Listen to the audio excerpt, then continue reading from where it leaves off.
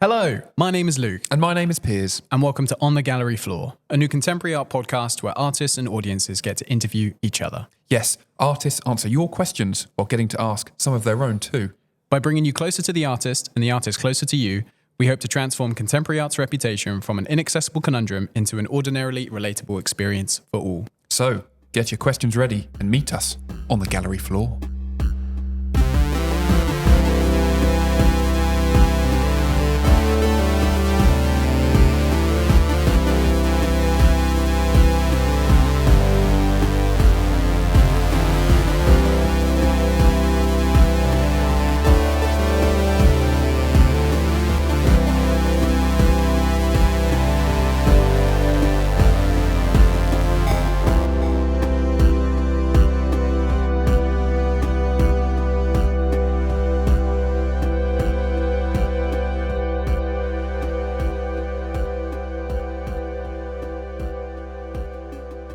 In this episode, we're talking to the artist Grace Lau, whose exhibition, Portraits in a Chinese Studio, is currently on show here at the John Hansard Gallery in Southampton. Earlier this year, Portraits in a Chinese Studio came to the Marland Shopping Centre in Southampton. Grace's art project involved photographing the general public inside a recreated Victorian Chinese portrait studio and encouraging them to think about how people, in particular Chinese people, have been represented in portraits throughout history. For the Victorians, Chinese people were strange, rare, exotic. Today, Grace's project challenges and updates old Victorian practices to include ordinary people from different backgrounds, redefining the term exotic. Public members could and would pose as they were, wearing whatever clothes they had on, be that suit or tracksuit, alongside their mundane accessories such as shopping bags, coffee cups, and bikes. But they couldn't smile, just like traditional Victorian photographs. By mixing the old and the new, by flipping history on its head, Grace shows that our strange individual lives, rather than race, is the contemporary equivalent of exotic. Now, at John Hansard Gallery, you can see a small collection of the portraits taken from this year that highlight the diverse range of Southampton's contemporary society, featuring friends, families, skateboarders, and dogs. Portraits in a Chinese Studio is showing until the 28th of October, 2023. Well, hello, Grace, and thank you very much for joining us today. We are here on the mezzanine, surrounded by your portraits. Thank you for having me. It's great to have you. So, we have some questions for you, and you have got some questions for us, and we've got some questions from our lovely audience. Are you ready? Yes. Well, let's get into it then. Grace, our first question is, how did Portraits in a Chinese Studio begin? The concept began many, many years ago when I was doing some research for my first book, which is about how Westerners pictured the Chinese during the Victorian era. When Westerners went out to China, they took a number of photographs of the Chinese, but always in a stereotypical pose, with stereotypical clothing and reinforcing the exotic other. So they were photographing opium smokers, beggars on the street, courtesans with bound feet, and all the things that you would expect Westerners to be fascinated about in the Far East. So I picked up on several photographs from collections and archives in the museums and wrote my book on picturing the Chinese, which came out in 2008, but unfortunately it's out of print. And then a little bit later, while I was in Hastings, looking around where I live and observed that there were many, many diverse communities in Hastings, I thought, well, I'm Chinese, I'm a photographer, why can't I turn the tables on this whole concept of the exotic other? I can photograph the exotic British. So I approached the Arts Council, who were very kind to fund me for this project, and explained to them that it was a public project which would involve all the public if they came in and posed in my portrait studio, which I then reconstructed in a very oriental design with a fabulous backdrop and various pieces of oriental furniture. And then I set this up on the seafront in Hastings in an art gallery where people would pass by and notice this rather exotic setting right on the middle of the seafront amongst the fish and chips and the Kiss Me Quick shops and so on. And indeed, it did attract a vast crowd of people who came in, and I photographed them. This was during the summer of 2005, yes. And I managed to acquire 400 portraits in 4 weeks, during summer. Wow. And then we edited them, myself and the editor of a book that eventually came out called Portraits in a Chinese Studio. And also a selection of my photographs were shown in an exhibition in Margate and at the Tate Britain. And then gradually it became widely spread. The whole event became quite popular. And John Hansard Gallery also displayed my images. And then they finally invited me to recreate my studio in Southampton. And that's where it started here, in the Marland Shopping Centre in last year, 2022, Chinese New Year. No, it was this year. I think it was this year, yeah. That's when we met you, yeah. God, time flies when you're having fun, doesn't it? Yeah, this year, just 8 months ago rather. And there we managed to acquire even more portraits, over 600 portraits, some of which are shown in the John Hansard Gallery right now, where I am being interviewed. Yeah. So I just had a question. I'm a photographer myself, and I very much enjoy using film. And I know that you used film in the first iteration of the project in Hastings. Yes. You said that you got 400 portraits as opposed to 600 in Southampton. I know that there was a digital camera involved in Southampton. How did using film change the project for you? Was that quite a difficult process to just keep using rolls of film, developing? It was very hard to do that because I had to rush back to London to get the process and contact prints done. And then luckily I had an assistant to help me take the photographs on her own digital 35mm camera. And those digital images were sent to my subjects. So I kept the film contacts and the negatives, and I used those for the exhibitions. Wow. Here in Southampton, we use the digital all the time, and because digital process has improved so much, we could actually enlarge them into these portraits that you see now hanging in the gallery. Yeah. Do you still have all the rolls of film? I do. I have all the negatives. I have all the contact prints. And there's not that much difference between them, to tell you the truth. The film portraits are slightly more subtle, I would say. Mm-hmm. That's the main difference. Okay. The tonal range is more subtle, whereas the digital ones have been sharpened up slightly during the digital process. But other than that, there isn't very much difference. And actually, it's not so much the process that matters. It's the whole concept, the whole collection, the narrative, and the people that poses for me. Mm-hmm. Can I just ask quick, which film did you use in Hastings?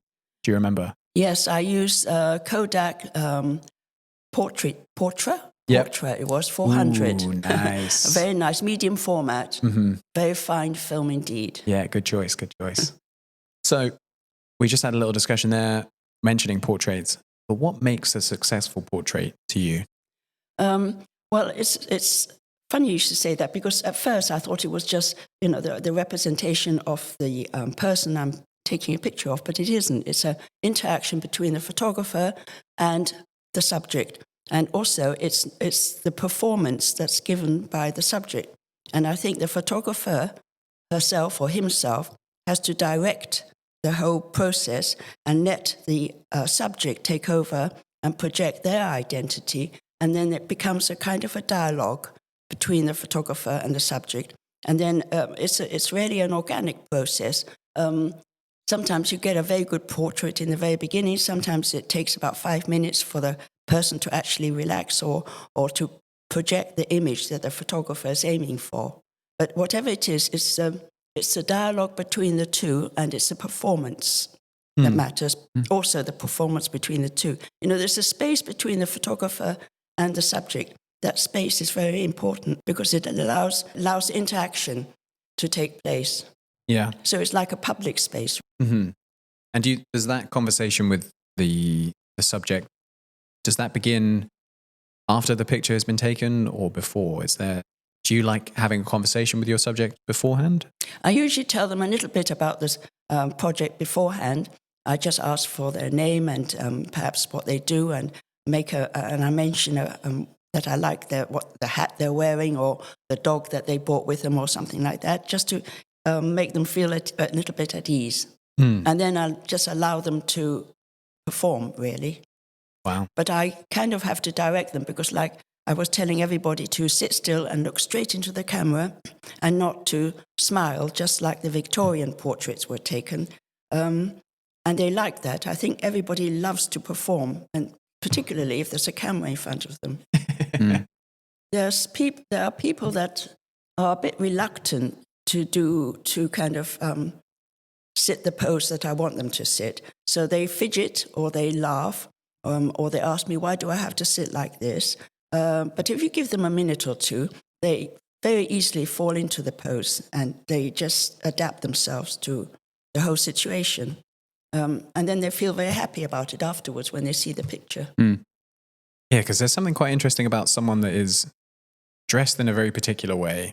They look like they are, I don't know, they're almost performing. Like there's that term peacocking where someone wears something so outlandish they're trying to get attention.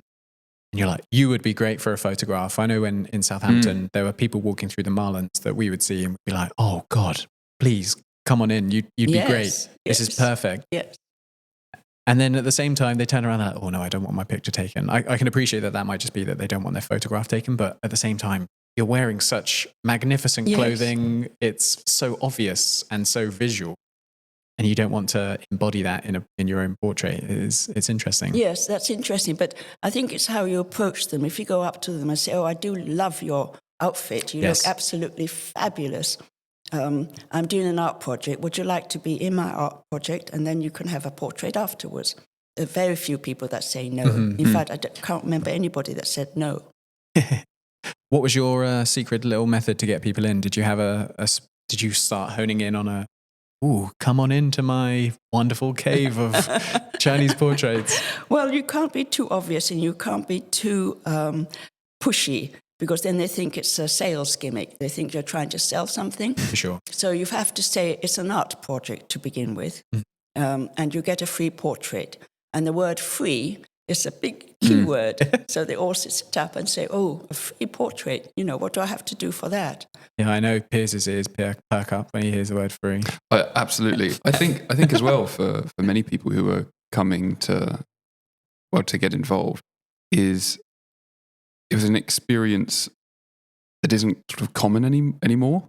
You don't really go for a portrait. I know there are portrait studios out there, but something like this is very, very different, where I imagine if you were to have a family portrait taken, the family dictates what they want. Whereas this, like to sort of riff on what you were saying, it's more collaborative and something is found in the photographing of people instead of, oh no, I'm going to have this photograph. And the photographer saying, no, we're going to have this one. Yes. So I think it's a really, really rare thing these days to have something like that. Yes, absolutely. And also, when people or family go in to have their portraits taken, they have to pay for it. Yes. So when you mention a free portrait, that is uncommon. I think it's nice to. I sort of wish there were more projects like this where you could be a part, or you become the artwork. And you can also take something away. I think being able to take something away really entices people to come in. So it's not just, I'm going to help you do your public art project. It's that you're going to offer me something that perhaps I wouldn't get elsewhere. And I get to be a part of, because these photos are going to be part of the Southampton archive as well. So you're part of history. Yes, it makes them feel important. Mm-hmm. And to be in front of a camera and then think, oh, it might be shown in a book or an exhibition or an archive. it makes people feel that they have a value. Grace, I wonder, with selfies being very prevalent today, Yes, how awful. well, what's your opinion on them versus like the portraits that you take versus the portraits that others take?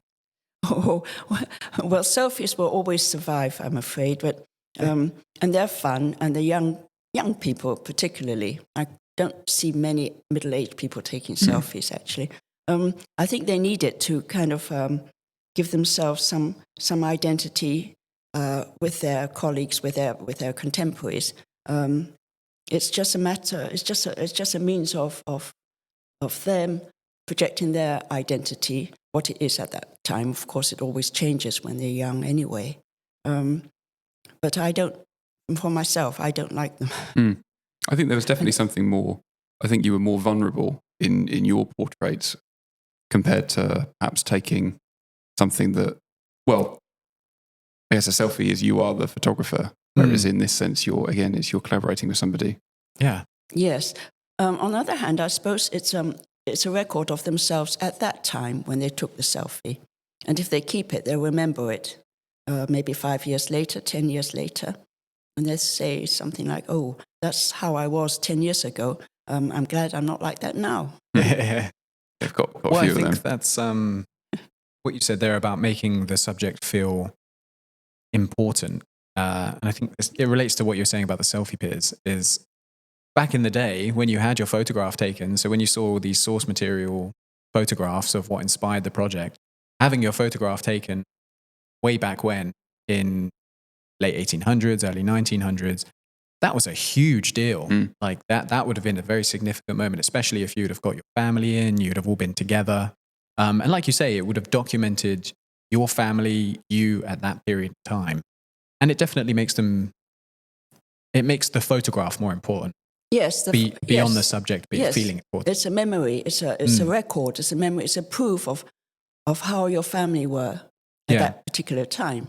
Yeah. And particularly if one member of the family has passed away or has left for some reason, it brings back memories. Definitely. And I think selfies, I don't know. Like you're saying, they are the photographer. I've never even really considered it in selfies. The person taking it is the photographer. It kind of dilutes the importance of the memory, I think, a little bit. Yes. Not to say that people shouldn't take selfies, I'm not saying. If I could add to that as well, I'd probably say, in terms of selfies, even though they're taken by, well, it's a self-portrait, but who are they really for? Are they for you or are they for others? And I wonder in your portraits, yes, you could say it's for public art, it's for the archive, but in a way you really are coming in and doing it for yourself. It really is, it does serve your family memory as well. Yes, it's selfies are a record of how you want to be at that particular moment in time. And mostly I think the young generation do it for their friends, to prove to their friends that they do look as beautiful as they do at that particular time. I don't really know. I think it'd be interesting to go and interview some of these people who take selfies on the streets, as it were, and ask them what they do with it afterwards. Do they keep it as a memory, or do they delete it, or do they manipulate it and make themselves look even better? I don't know. Oh, I know for a fact people definitely make themselves look better. I do. I add hair to mine. I don't think that adds to your beauty. Oh, thanks, Grace. Stop it. Piers, would you like to carry us on with number 3? Yes, so Grace, our last question is, why do you think public art is important? I'm glad you asked me that, because the answer just came to me at breakfast this morning. I had a spark time. What do you call it?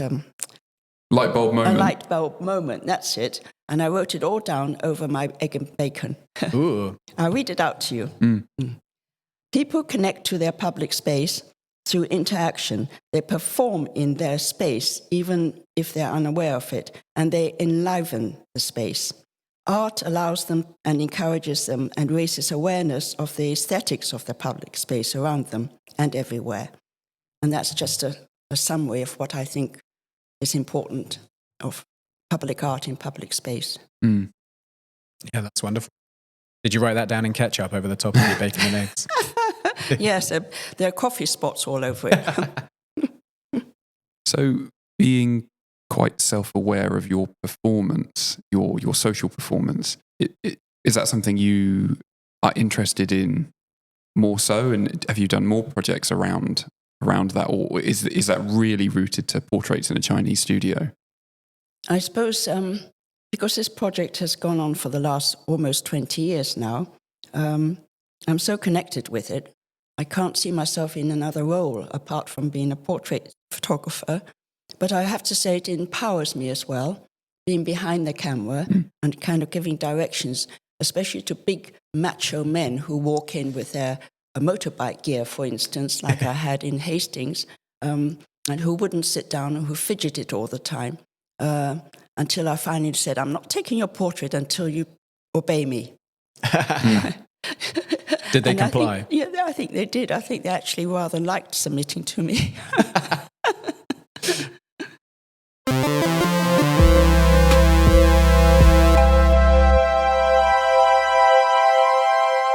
Okay, Grace, would you like to ask us some questions too? Yes, I have one or two questions for you indeed. I remember you two coming in to be photographed in my portrait studio. How did you like being instructed how to pose? Do you want to go first, mate? Yeah, I'll take the wheel. So, as I've mentioned, I take photographs as well.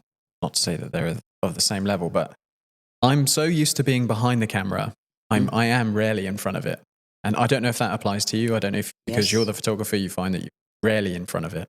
I don't know. I kind of like being told what to do because then I feel like I can then just relinquish control of the image and I can just be totally under your guide. You can tell me where to sit, how to look. And if I know that I need to just pull no facial expression, I can just sit there. This is my problem. I have very flat eyebrows. So when I rest my face, I look quite serious anyway.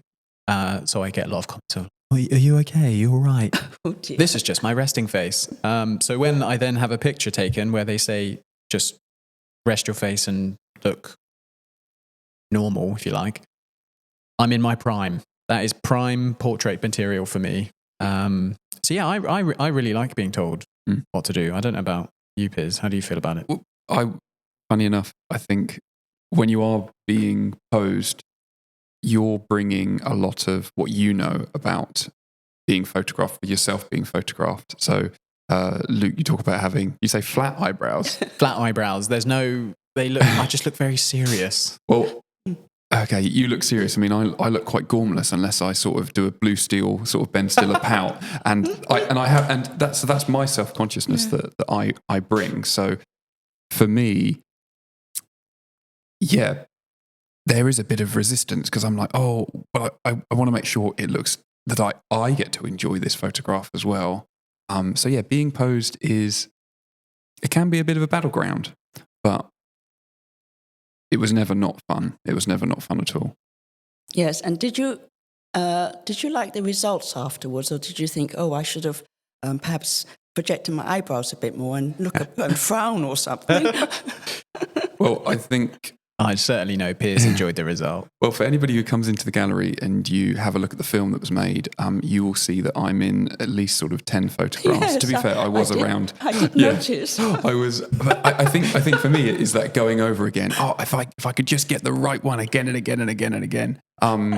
So yeah, I definitely sat with a lot of friends, and some are better than, or let's put it this way, I look better in some than I do in others.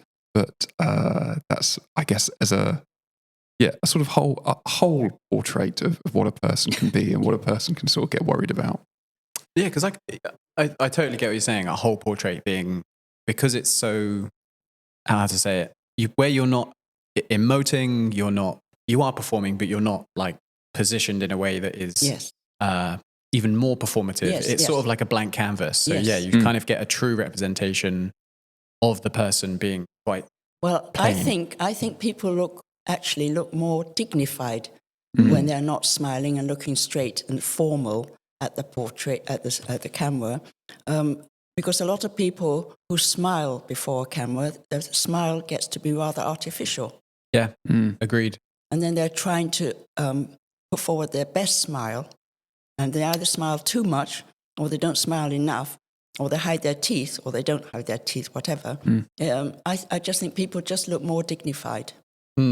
I imagine a sort of a truthfulness comes out, and like a personal introspection comes in when you have to adhere to a rule. Yes. And you can't. I guess you can't hide. Yeah, I guess you can hide behind a smile, whereas when your face rests, that's you. That's you. Yes, that's how you are 99% of the time.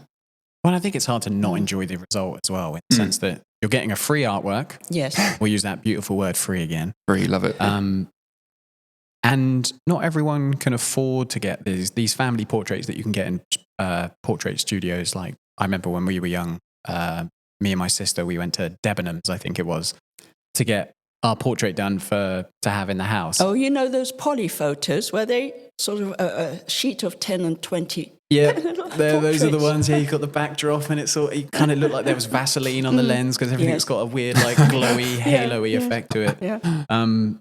No, I totally understand that some people enjoy that, but they're expensive. But this, you could bring the whole family down. I know that there were people that came down here with their family because they knew that they would get a family portrait. Yes. Very different, and then they could put it on the wall. Yes, and they've not had to absolutely. pay for anything. I love that, and it's hard to come away from any of this, I think, for anyone and be like, oh no, I'm not very happy with the result. You've got to be a little bit boring, I think, if that's how you felt. And I think that's why this project is so fun. Yes, because everybody got something out of it. Yeah, Exactly. And I got my archive of 21st century types, yeah. Yes. Oh, God. which is building up to over 1,000 now. Oh, yeah, of course. Yeah, if you combine the two. Yeah. Wow. And then London next. Yes, London next. Oh, God. How many are you going to have after that? I reckon you could probably get 1,000 in the next part. If you can get 600 out of Southampton, London surely will present even more. I mean, if you invite me, you'll definitely get an extra 50 because I'll be in at least. Yeah. Are you coming up to live in London then, Piers? I might have to do Piers is just going to be in the bit of background renting now. up there. I think as well, just to say, like, I was in so many photos because I really loved it. And I still today think about this project and wish I brought my family up because I was with people who I love, my mates, people who I work with as well. And I thought, oh, damn, it was such a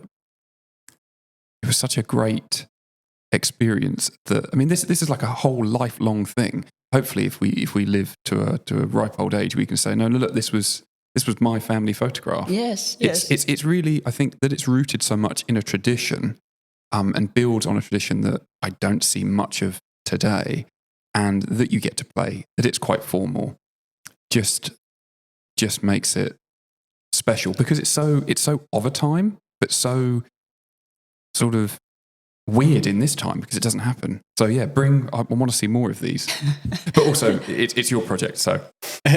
Well, also because it has a Chinese context in it, which makes it even weirder for a lot of people. And they like that because it's not a normal seaside photograph where you go in and the backdrop is kind of, seaside with a painted sea behind you and artificial rocks and things around. It's an oriental backdrop. So I think people find that very interesting. Yeah, there's definitely, I don't want to say it's a novelty, but people are so unfamiliar with It's a novelty. They're just like, oh, this is different. Okay, I'm coming in. Yes, Everyone that's stands. right. Yeah, that's it's great. And Yeah, it's very true. the contrast between the backdrop and some of the people that were sitting, some of the very contemporary people, like I said, the bikers, for instance, with their black gear and their boots and their helmets, and the skateboard people, and the people with their pets, for instance, in the Victorian times, they never had pets in their photographs. Oh, I didn't know that. Well, because the picture would have taken so long to take. Yes, The exactly. animal would have just been moving around. Yeah. going mad. Oh, and that's why you don't smile, isn't it? Because you had to keep the same expression for a long time. Yes. Yeah. Did you have any other questions for us at all? Oh, I just wanted to ask you about people's reactions. Piers especially you questioned a lot of people. What was their main point that they brought out about the Chinese portrait studio with the Oriental influence behind it? The fact that we were Chinese photographers and Chinese team working there. Did they mention anything like that? Was there any kind of racial element brought in? I think from what I remember, people would step in and say, "Oh, this is a Chinese New Year thing." Yes. So that was like sort of superficially, that's something that like British people know about, and that I remember at school, I don't know if you heard this as well, mate, but we learned about Chinese New Year, and everyone knows what year were you born in. For me, it was the dog, and sort of stuff like that. So people would come in knowing, but when they were sitting for their portraits, things started to change. So they would be curious about the backdrop, and they would wonder about the sort of artifice of it as well. That this isn't, we're Chinese New Year, we're in Southampton. This is an artificial backdrop. There's a fake panda rug on the floor. What is sort of going on? So they would come in, they'd be very willing. And I think it's after that experience of sitting and being like someone who was Chinese in a Victorian setting, I think it's after then people started to wonder, oh, is this what it was really like? And then think about what's exotic about them. And I think them realizing that the mundane qualities of their life, the shopping bags, or, oh, I only wore these earrings today, but they're so specific to me. I think then people started to realize, oh, this is what's like equally exotic about everybody, this really, really individual capturing of people's lives. I think that's what happened after the photograph was taken. Good. And hopefully people would go away and I remember saying to a few people that what was so good about this project is that you could come in and perhaps not understand much about it, but maybe in about, however many years' time or months' time or weeks' time, that you would see something in popular culture and go back to being, or remember being photographed and think, oh gosh, that's what this was about. That's what I really liked, is that it could activate things further down the line. So you could come in and just have your portrait taken. You could come in and really engage with the historical context. But it doesn't really matter what time it happens, because you just go on. Like, I guess that's how memory works. Yes, I think that's very reassuring if you think that people might reflect back on their experience and perhaps question the historical value of these portraits and the cultural clash perhaps between cultures, and perhaps even read up about how the imperialists went to China, and perhaps, the stereotypical view that they had of the Orientals. That's what I meant by the racial element of it. I think people were curious, but they weren't. I didn't get the feeling that they were suspicious of us. No, not at all. I think, like you were saying, the approach that you have to get people in, that would be the only cause of any suspicion, because they're like, oh God, what are you? Like you're saying, they think you're going to sell them something, but as soon as they hear free, they're a bit more interested. Yes. I think it's just very people weren't suspicious because it looked enticing. At least in the Marlins, we had the big gold dragon down the left. Yes. You've got you can see that it's a portrait studio, and I think that's why I like the fact that you can see the clips holding the backdrop up. Yes, yes. You know it's a facade. It's a construction. Yeah, and any of the people that came down to see it in the Marlins, looking through the shop front, you can see behind the backdrop, and it's sort of within the space. Oh God, what's going on in there? Yeah, there's no. You're enticed in, if you like, rather than being, oh, that looks a bit dodgy, I'm not going in there. I think enticed is a good word, and I would compare that with seduced, because you weren't really seduced and then you were taken advantage of, where perhaps in the history of Chinese portraiture, it was to sort of show you, this exotic creature. Yes. Whereas now, I think looking at these, exotic means something very different. Yes, And it's yes. not to show up people, but it's to, I think, value people's Yes. It's to quirks. celebrate diversity. Yeah. Yes. Yes, I think that's a very good point. Oh, good. Well, I'm glad. I shall write that down, Piers. If I can, one thing I'd like to know is if you think about it and you think of the historical context, and this is what you've done, and what you've done with it, that you've built upon that, I would be so fascinated to see in however many years' time, people building on your personal project and looking back at the history that you were inspired by. I'd love to know what a portrait in a Chinese studio would look like going forward, whether it is you or somebody else. Like, how do they take your sort of legacy, and how does that change public art and portraiture in the future? Have any ideas on that at all? Gosh, that's a very ambitious question. My apologies. No, it's just that I can't foresee the future. But I think if I collect enough portraits around England, perhaps, and even tour the studio elsewhere outside to Europe, maybe, it would also record kind of the changing landscape and changing demograph of the countries, like the changing demograph from Southampton to Hastings to London, for instance, even. And that provides another valuable archive record.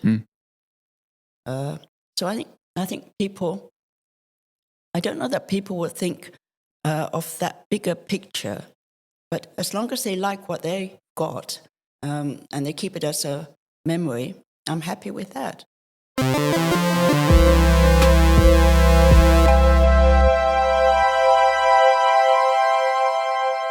Are you ready for the questions from the magical bowl, Grace? Oh, yes, magical bowl. I wondered what that bowl was. Here we go. We've had this bowl since our first episode, and it's this horrible little plastic bowl. But It's not gotten any fancier. no, we're attached to it now. So and that's what we're left with. Piers, if you want to give it a jostle. Yeah, Grace, would you like to pick one? Okay, I'll read it out. Aha. How do you foresee the longevity of the project? How might it develop? Nikki. Well, Nikki, I think that depends on the Arts Council, actually. Because I can see it going on and on and on. I can see it going on beyond my own life, in fact, as long as it can be funded for. Then I'll be happy, because I think every century, especially now, every century there's changes going on. People are changing. Fashion is changing. Culture is changing so fast that you can't keep up with it. But if people are willing to have their portrait taken in my portrait studio, that at least would provide a record of the then and now, or present and now, or whenever. So let's go for it, Arts Council. You've heard it here, Arts Council. So listen you in. better be listening. Yeah, let's extend that. No, I think that's really beautiful, though, that you say this will extend beyond your own life. It's kind of like that thing where people plant trees for the generations after them, not for themselves. Yes. This is, without a doubt, going to be one of the most influential portrait projects. Thank you. No, and that's not just because you're sat here. I've not seen anything like this before. You were the first to do it that I'm aware of. Anyone that then tries to do this in some other way, whether that's a different type of backdrop and a different collection of items, take pride in the fact that this is going to be the founding project that started it all. And I think that's really wonderful that you think it's going to go on beyond your own life. That's really nice. But for those like in art school, I mean, although photography wasn't like my type of thing, but I could envision young art school students going, "Oh, Grace Lau's portraits in a Chinese studio," and doing something with it. Not quite the same, but really, it's like it's a great thing to build upon. I think as a foundation, it's really, really, really strong. Thank you. What a thing to have, the portraiture in history. No, thank you very much. I'm very touched and reassured by that. No, that's all right. Okay, Grace, dive back in. Go for it. Another question coming up. And this one is from Vina. And she says, looking at all the elements of your portrait studio, is there anything you would do differently if you were doing this for the first time? Mm. Is there anything I would do different? Because I imagine you've chosen the objects, not necessarily specifically each individual one, but you've chosen them to become a cohesive portrait studio, if that makes sense. Yes, cohesion is the thing. I don't think I'll do anything differently because what binds this project together is the fact that it's the same context, whether it's 1,000 portraits or one portrait. It's in a Chinese portrait studio with very constructed elements and mock Chinese furniture, things like the panda skin, for instance. Oh, that's the only thing that the panda skin is a different one in Hastings and in Southampton, only because the panda skin that I used in Hastings was destroyed by dogs peeing on it. Nice. So I had to keep washing it, and it disintegrated the last wash. So we had to quickly find a new panda skin for Southampton. And luckily, the team found one on Amazon. I remember it coming into the office, and I was like, good God, what is that? And then they laid it out on the table, and I was, okay, it makes more sense now. Would you, because you say that if you were to do it again, you wouldn't necessarily change the items that are there, but would you add anything in? So you wouldn't necessarily change what you've already got, but would you add more things to add to the setting, or do you think it's perfect? I think it's enough. If I add more things, it would distract from the actual people sitting, I think. And the people are the important things because they're the ones that change. Yes. The context never changes. And that binds the whole project together as a narrative. Yeah. I guess it would be a different project, wouldn't it, if things changed? Yes. Yeah. They might look a bit worn from... And also, I think the clock changed from Southampton to Hastings because that clock got smashed in Hastings when I was taking it home. Oh, no. So I think we found a new clock. But apart from that, it's all the same.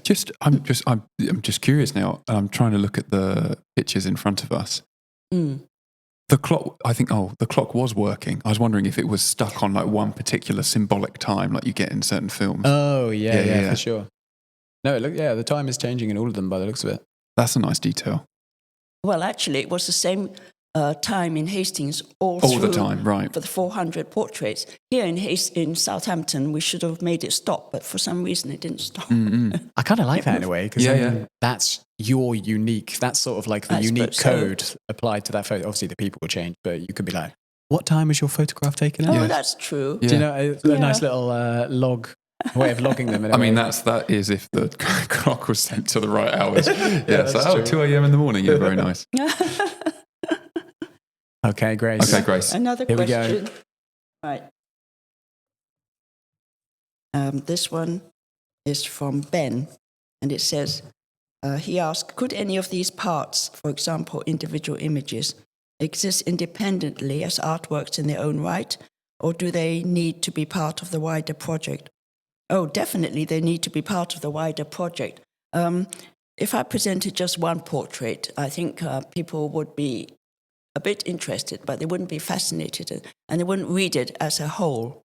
The series has to be read as a whole of the 21st century types, plural, and not singular, because the types are, they depend on each other. Yeah. So I think the more the better. It wouldn't, I suppose each individual family that posts will, they'll keep their own portrait, of course, and that's theirs in their home or wherever. But for myself, I need to have the series as cohesive as possible and not independent artworks. Yeah, because I guess once you have your portrait taken, you take that away, that exists on its own in your life. But for you, the project owner and creator, they need to exist as a family, if you like. Yes, a family. It is a family of mankind. And at that moment in time as well, like you said earlier, Piers, this collection of images from Southampton will go into the Southampton City Archive. And it does cement this year, that month, those couple of weeks. In the Marlins Shopping Centre. In the Marlins Shopping Centre in Southampton at this moment in time. I just think that's really cool. I'd love to see all of the portraits together, like one. Like you'd have the Grace Lau Museum, and you'd go and you'd see all of the. I think that'd be. I wonder how that would work, like fitting near 1,000 portraits in a place. But that would be something really incredible. Well, that would be, say, 2005 in Hastings to 2023 in Southampton, and then 2023 in London too. It would be cool if we can move it on to 2030, for instance, somewhere else in Albania, perhaps. Yeah, wow. Because the clothing you would see would be. I don't know if that's maybe the most changing element is what people are wearing, rather than because people still look the same. If you went back 100 years, physically, in terms of their biology, they will look the same. But it's the clothing that they're wearing is more. That's more obvious. Yes. Would you add temperament into that? Because did you notice any differences between Southampton residents and Hastings residents? Anything that really stood out, or was it, as Luke's saying, it is all quite similar? We are a boisterous bunch, I'll be honest. Yes. Well, the thing is, season dictates what you wear. And in Hastings, it was summer. So I had girls in bikinis, I had men in shorts, and there were, some men who were topless, of course, who came in straight from swimming in the sea. I didn't get that in Southampton, not in February. You'd be surprised. Maybe they just didn't come in. Yeah, we tried to hide those ones. That's a shame. Okay, Grace, we'll do one more question. Okay, let's do this one, which is from Kirsten. What's the most unusual or most memorable thing that happened during the time spent on your photographs in the Chinese Portrait Studio project? Good question. Well, there are so many important moments and unusual moments, but I guess one of the most unusual moments were when a couple came in Hastings. This was a couple of very formal English people, man and wife, came in with their 5 dachshunds. They had 5 dogs, dachshunds. They don't have children, but they have 5 dogs. And these dogs were very rowdy and they misbehaved. And they wouldn't sit still for their portrait. Although the man and his wife sat very still and formal and didn't smile at all, and that was fine. But they just couldn't get their dogs to sit still. The dogs were the ones that peed on my panda. So I got very impatient, and actually after 5 minutes, I just stood back and I barked at the dogs. I went, wow, wow, wow, very loudly. And the dogs all stood up and looked at me in great surprise, and the couple burst out laughing. But I got my picture. Fabulous. Yeah, nice. The Good dogs for you. were very still and serious, but the couple were laughing. Oh no. I guess that's the joy of film is that you can't then necessarily, you could potentially splice those images once you scan them in, but that's a nice record of one extreme to the other. Yes, exactly. No, I wouldn't want to change that. That was the moment. Yes. Yeah. No, that's wonderful. Well, I think that brings us to an end for the questions. Yes. Grace, thank you. What an absolute pleasure to have you on our podcast. Well, thank you, Luke, and thank you, Piers, for having me here. Yeah, thank you so much. It was a great pleasure, and I enjoyed Southampton very much. In fact, if I didn't live in Hastings, I'd move down to Southampton. Oh, well, we'd love to see you become a resident. Yeah, put that on a billboard. That will. Southampton needs stuff like that. So, Grace, thank you very much. And yeah. Well, hopefully see you in 2030 for the next project. Yes, indeed. You can take 10 more portraits, Piers. Oh, yeah, 20. Oh, Piers. Thank you. Thank you. Bye. Thank you very much for listening. If you would like to learn more about the On the Gallery Floor podcast, then please visit jhg.art. And you can also connect with us now on Instagram via the handle @OnTheGalleryFloor. So please do send us a message if you've got any questions, or, hey, even if you'd like to work with us. We'll be back for more next time on the Gallery Floor.